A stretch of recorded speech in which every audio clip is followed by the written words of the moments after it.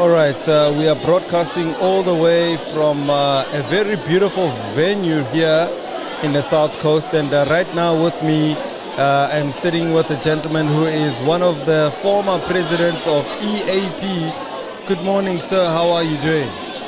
Good morning. I'm fine. And you? I'm very well, thank you. Please, let's introduce you to our listeners. Please tell us your name and surname and tell us where you're from, sir. Good morning, listeners. My name is Dr. Pravesh Budram, and I hail from Victoria. Great stuff. Tell us about your... Dr. Fundi told me that you are one of the former presidents of EAP who has done exceptionally well during your tenure as a president. Tell us about that. I am the only president who has served 2 terms on EAPA SA. Okay. 2001 to 2003 and 2003 to 2005. My involvement in wellness began many years ago. I have been employed by the Department of Correctional Services in 1996. Began to serve on the board since 1997. So I have been actually on the board for the last 27 years. And just some of the memories you've had as a president. What are some of the achievements you've had having to serve 2 terms? I think perhaps the greatest achievement has been international recognition. In 2001, I was nominated for Practitioner of the Year.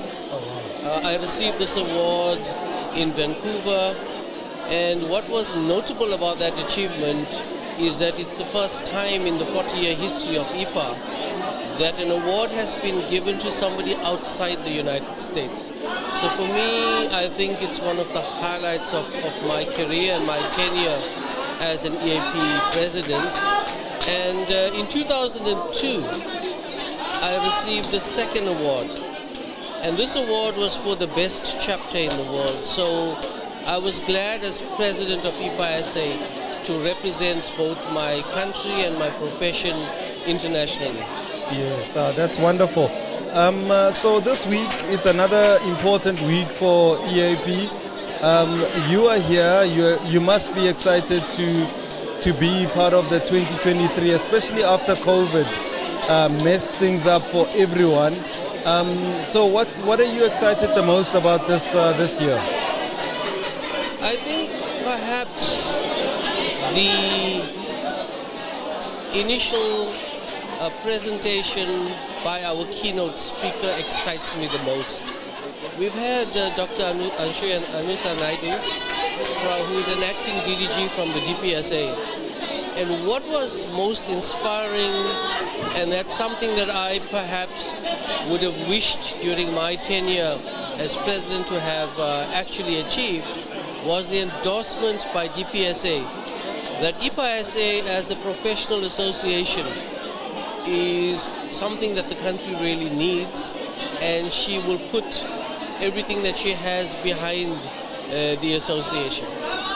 And just a message that you have for the delegates this year. What is your message, and perhaps also the current leadership? I understand that there's going to be elections as well. Just your message of support to the incoming leadership. I think firstly, let me thank the outgoing leadership. I have decided not to stand as a board member again because I think I've been on the board long enough. But I want to thank Thaloshni Govender and her team for leading us through perhaps one of the most difficult terms. I've been a board member, as I said, for 27 years, and these last 5 years have been the most difficult. And they've managed to keep the association afloat over these last 5 years. My message to Radhi, coming in as the new president, I want to wish her well. I hope that she builds on the successes that we've had over the last 5 years and over the last 27 years, because we expect a lot. My key takeaway from this for her would be strengthen the partnerships with the DPSA, have the DPSA endorse what we do as an association, and more fundamentally, make us a statutory body. Oh, that's wonderful, sir. I'm hoping that I can catch you for a 2-minute conversation towards the end of the conference, just so that we hear whether some of the expected outcomes have been achieved by the conference itself, and just to get your views about it. Certainly you can. I had a mindfulness class yesterday. Okay. And I had about 120 participants. Wow. And many of them will attest to the fact that mindfulness is really important. So I'm asking all delegates to be mindful of whatever they achieve and whatever they experience at this conference. Because when the conference is over, all you'd be left with are the memories. That's very, very true. Mr. President, thank you so much for your time. It's an honor for me to speak to you, and keep up the good work, and all the best. So now that you're no longer standing as a new board member or as a board member, what is the new path ahead of you? The new path looks increasingly promising. Okay. Dr. Fundi and I go back many, many years. Our involvement in the Department of Correctional Services, yes, and having the same ideas about the health and wellness industry. So I'm hoping to partner with Dr. Fundi. I'm hoping to do a lot more mindfulness training. Yes. Because I think that is something that every practitioner needs. Yeah. And all of us, because of the distractions that we have, and as you can see, all around us there's a lot of noise. Yeah. But we are focusing on what you are saying and what we need to do, and I think that's important, and that's what mindfulness is all about. So I'm hoping to partner with Dr. Fundi in the future, and let's see where that gets me. That is very powerful that you say that behind all this noise, we can still have a decent conversation, hear each other, understand each other. Mr. President, thank you once again for your time. Thank you for the opportunity. All right, thank you.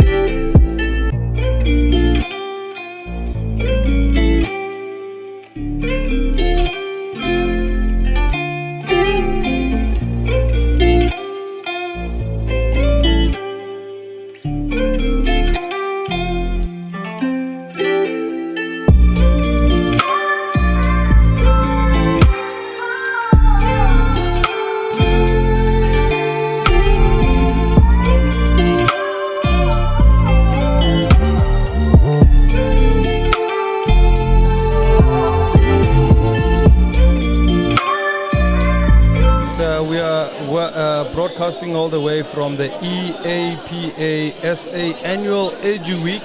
It's taking place on the 18th to the 21st of September 2023 at the Wild Coast Sun. And with me is an amazing lady who's going to chat to me, telling me about who she is and where she's from. Good afternoon, good morning, my sister. How are you doing? I'm good, and how are you, Sipho? I'm very good. Please tell our people who you are and where you're from, my sister. ke Tolwana Gwambe. Tolwana is from Gauteng. Okay. She works for the Gauteng Department of Gauteng Office of the Premier. Actually, I'm quite disrupted, so that's why. Okay. Yeah. So Gauteng Office of the Premier, and it's been 5 years now with the team, and I've learned quite some interesting things. Really? Yeah, but I also see room for improvement for our space. So yeah, that is Tolwana Gwambe. Wanako Katlehong, K1. Hey, so representing the East Red. Yeah, that's so awesome. All right, so you are here this week to form part of this very important conference that's taking place. How's your experience been so far? So far, so interesting. Okay. I don't know how brutal do you want me to be with Please my be, responses. yeah. We call ourselves Employee Health and Wellness, and we say that we should be promoting health and wellness as the Employee Assistance Program. Some of the presentations that were flighted yesterday, they were actually focusing on how we should make employee assistance programs a holistic assistance program that focuses on the person in their entirety. I remember Abuti Pumzile Manzini Are, how can we represent employee health and wellness when we do not look the part? We do not look like employee health and wellness. That's so true. And he shared that he's doing marathons, he's doing triathlons, and he's very quite active in his life. Yeah. He showed us his before and after pictures. What? He looked like Iguinya before he started, and then that's what he said. He said, "Mouth like Iguinya, Uigui." You know. So how can you be in employee health and wellness and eat Igui? Yeah. And then that actually made me go back to my thoughts in the morning, because exactly when I got here to have breakfast, there were no fruits, and the food that was being catered for us is sinkwa, and I'm thinking, we are preaching something, but we actually not living it. And I miss home now because I miss my fruits at home. I wake up, I train, I do my meditation, I drink a smoothie. I come here, there's only tea and the bread. Yeah. There are no fruit platters, and I'm thinking, whatever you know. So, but yes, I'm thinking, it's good that we're getting the information that we're getting, but I wish we could take it a little bit one level up. Yeah. It's conferencing, and we're sitting and listening to all these what we call them. We're listening to all these presentations. But even some boot camp kind of thing. True. Something that challenges your mindset physically. When I joined the gym, I realized that haki gymming only for the body. True. I'm going to the gym for the mind. I'm going to the gym to overcome my fears as a person and my limitations, the limitations that I've set for myself. But the minute I do it, I'm like, oh my goodness, I can do this. The mind changes. You know? So I thought to myself, no man, I wish we could actually change how the conference is structured. Who's saying, Batu Sokari boot camp. That's so true. 5 a.m. we are running. By the time we come here, 9 o'clock, you are a champion in your own life. Say yes. Get the babies, say 50. What? You know, so, and then the food aligns with what we've done physically. And by the time we sit in there, nobody's going to be on their phone, irritated, or bored, or falling asleep. Everybody will be engaged because the food that we eat is energy. You know what I mean? So I just wish this clip could actually reach the organizers. I'm going to, as you speak, I'm like, oh my God, this is such a refreshing view, because nobody raised this. and I've been looking at what people are eating, the amount. So I'm like, kuyadliwa lana mos. Yeah, it's bad. Abantu mababuyela emakhaya bazoyenza konje bathi bazogibela ama-scales and they'll see. And people might be thinking I'm drinking coffee. It's actually water with lemon. Oh my word. It's water with lemon all day. But it takes a lot of discipline though. It takes a lot of discipline, and you will appreciate it as you see. One, Yeah. two, what energy levels, Yeah. you know. Yeah. So if you are, food is medicine. True.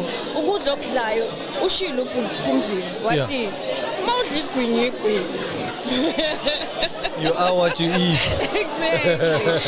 But after you eat boiled spinach, carrots, your energy levels are different.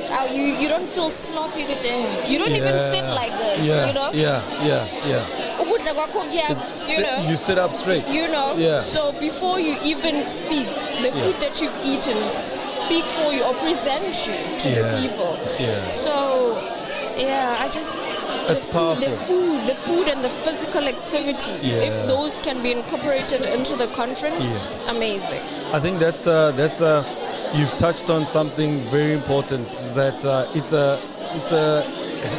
healthcare space, and yet there's no consciousness to health activities, and then you look at people, not that we're being judgmental, but you look at the physical appearance of a lot of the delegates, you're like, actually, you know what, I don't know if I could trust.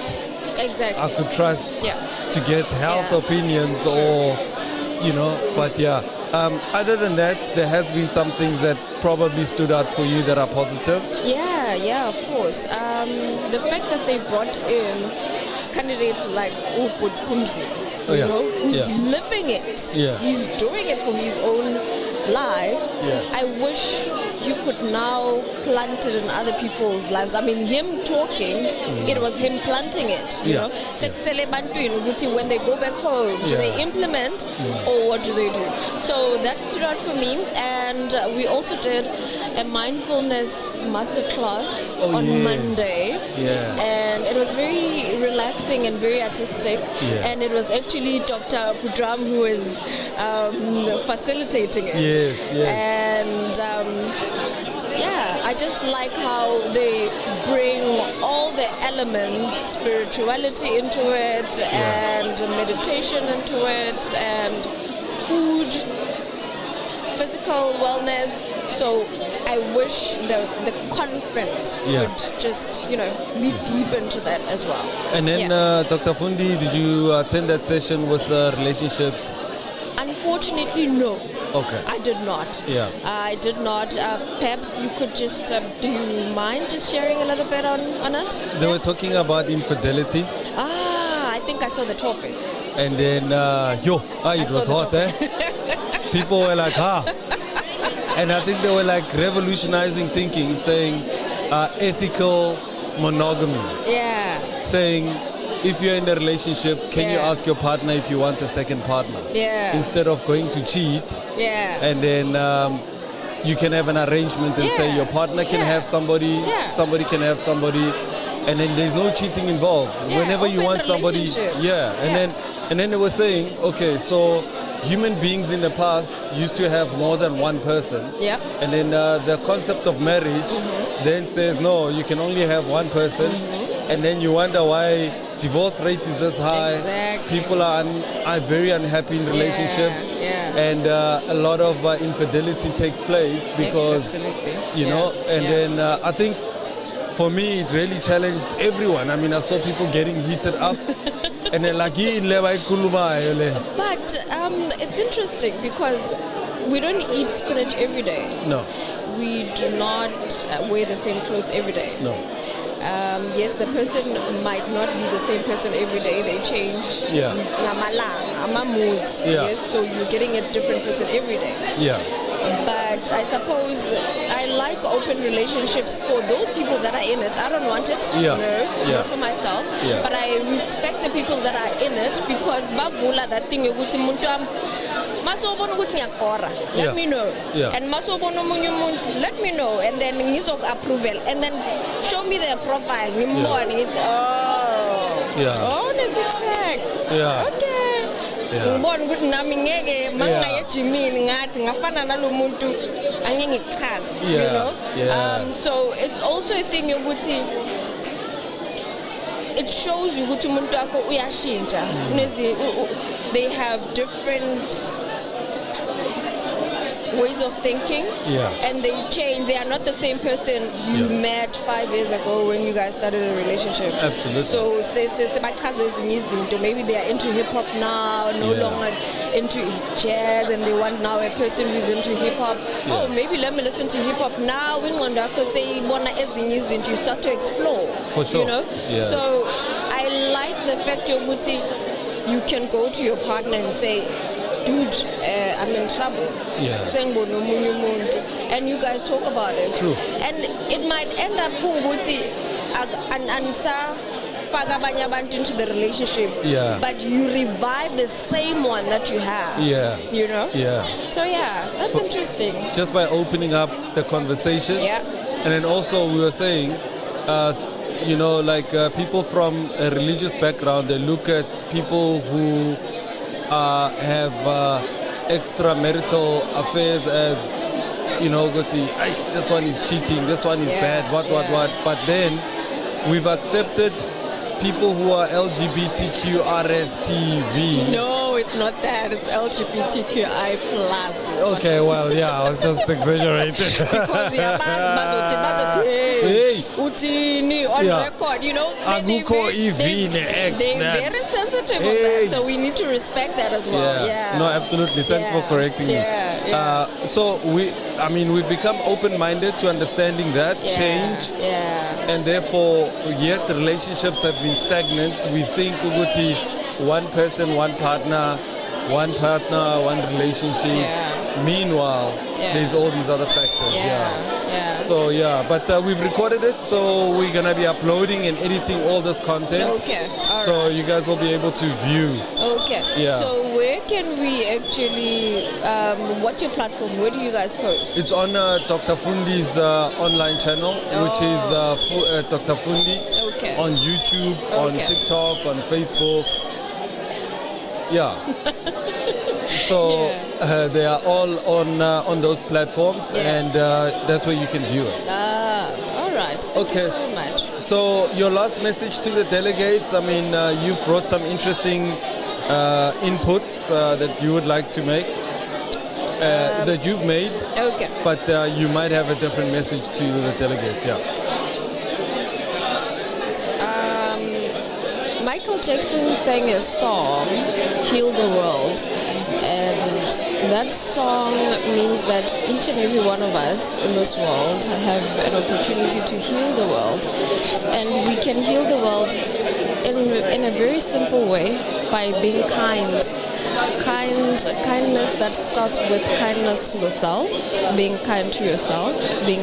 I cannot be kind to another person if I'm not kind to myself. So kindness, just be kind to yourself, so that you can be kind to the next person. And kindness in a sense that you are kind on what you eat, you are kind on how you sleep, you are kind on how you view your life. Stop comparing your life with somebody else's life, because that's not going to help. You are never going to be able to help people if you do that. So that is what I can say. Kindness. Just be kind, man. Just be kind and smile, and you will heal the world, I promise. Wow, man, what a profound advice. And so simple yet so powerful. Thank you so much. I think we tend to try and give advice that is more meant for the mind, without actually giving advice that speaks to the heart. Because the heart is like that you keep for long. The mind, you're like, it's like figures and numbers and stats and that kind of stuff. So it doesn't really stay much in the brain. But thanks a lot for that very emotional and very kind message. Thank you. I appreciate you, man. Thank you so much for chatting to me. Thank you. It was so fun talking to you, man. I loved it. The guys are showing me good. The guys are saying, okay, why is this one taking so long? Kanti, they don't understand because I'm enjoying the conversation. I'm also enjoying it, trust me. Oh, yeah? Yeah, I am. This is my first podcast. Oh, yeah? I hope it's the first of many. No, we must invite you if you want. So I must take your numbers and then I'll speak to Dr. Fundi. I think it'll be great that we can speak about other stuff that relates to the health matters. Nice. And I think there's some really pearls of wisdom that you dropped. Oh. And I just picked them up. Nasifake ebhekeni somewhere ngithi hayi lawa ngizowakhipha amafayile akhona mangiredi. Appreciate it. Yeah. Appreciate it. No, Thank you so much. This was so amazing. Thank you. Thank you so much and enjoy going back to the next session. I will, most definitely. Thank you so much. Have a lovely day You going too. forward. Awesome. Cheers. Cheers.